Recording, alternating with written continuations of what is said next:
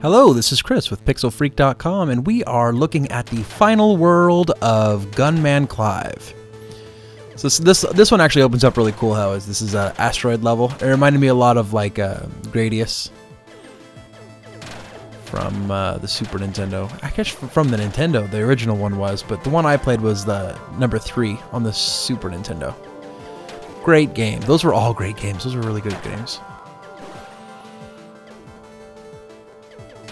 Yeah, it's a pretty cool rocket level. I really like World 4. World 4, horse just floating around. I really liked World 4. It's my favorite of all the worlds, I would say. My favorite of all 4. And again, even though if you look at all 4 of these videos and put them all together, I think it's only a half an hour long. But this is kind of like a speed run. I edited out every time I lost. First stage clear. Oh, this is a cool level because the gravity's turned down. So it's kind of the gimmick of the level, and asteroids fall. But anyways, I cut out every single loss that I have, and there were quite a few. This is a difficult game, and that's part of the reason why I made this video, was because people can see how I beat each level. But because it's all just my successes, it really cuts down on how long the game actually lasts. It's kind of like a speed run almost, except for I really wasn't looking to do this in a timely manner. It was just more, I didn't want to show redundant footage over and over again.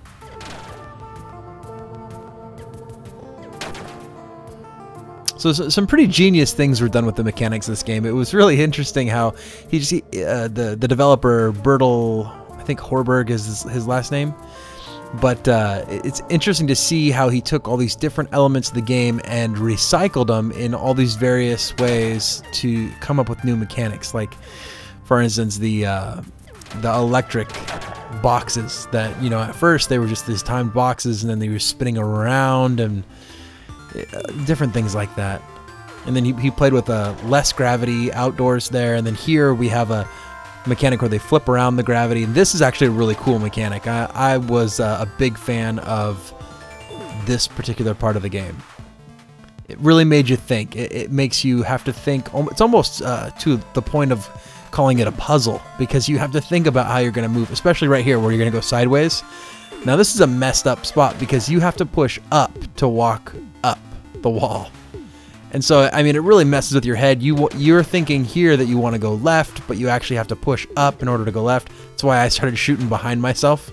I'm having a hard time crouching because I can't get my mindset right for, okay, this is what I'm supposed to be doing. And right here, look at the gravity changes.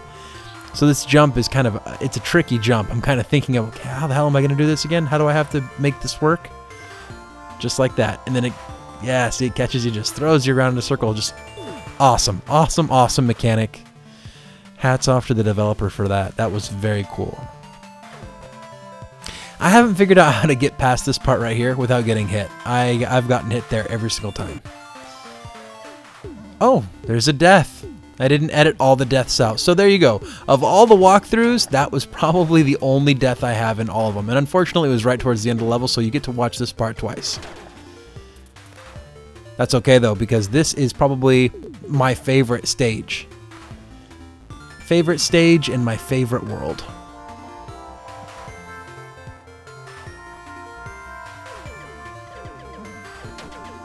Oh, come on, Chris. You don't have to get hit twice there. I think I do this better this time, probably. Yeah. I've grasped the ducking to shoot. Yeah, this is an interesting jump right here because you have to kind of jump and push over, and then it flings you and then flings you again. That's so cool. I love that. I love that part right there. It's just the coolest jump because it's almost like a free-for-all where you're just kind of leap of faith. That's what I'm looking for. It's like a leap of faith. I think I jumped that way this time because I was like, okay, maybe if I go that way, I can not get hit. I was trying not to get hit. And still, there's no way of getting around that. So this jump here, you have to jump as far as you can. Remember that. In order to make that jump right, you have to go as far as you can, and it'll fling you around the spikes. So there you go. My only death. That was my only death in all the walkthrough. Actually, that was the only time I ever died. I mean, anybody else that dies in this game, you guys are wieners. This game's easy. No, not really. I probably died so many times playing this game. I'll put it this way. I've died many more times than I have not died. There's a lot fewer victories in this game than there are successes.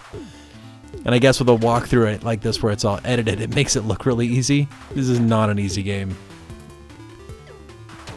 Very fun though. This is quite the amazing game. Take that, duck. It's funny, you know, there's not... Oh, here, this is interesting. In the part 3 of the walkthrough, I was talking about this part here, where you actually have to move the rock forward while jumping. It's really hard to give advice on this part because it just takes a lot of finesse. Keep jumping. That's part of it. Just keep jumping. Stay up in the air. Don't get caught falling into the spikes.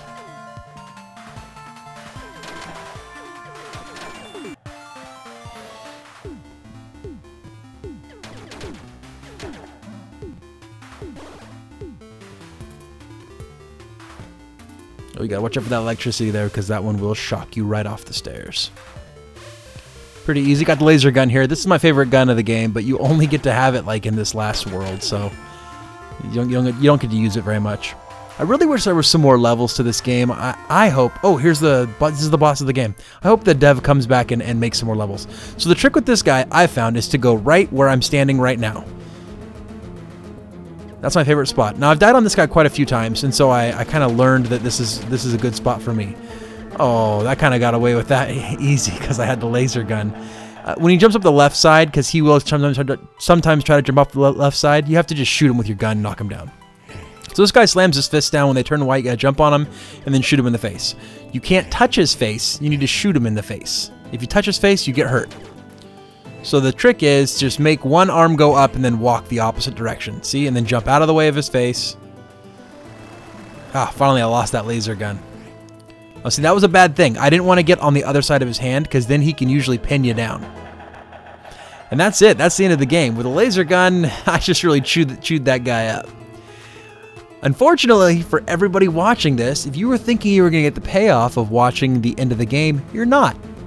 My particular installation of the game had a bug in it. So at the very end there where the screen went blank, that's because the bug reared its ugly head and you don't get to see the end of the game. If you want to see the end of the game, you're going to need to buy it and go through. You can use this walkthrough, go through the whole game, and you can watch the ending. I am going to have to go through after the update, which Bertle...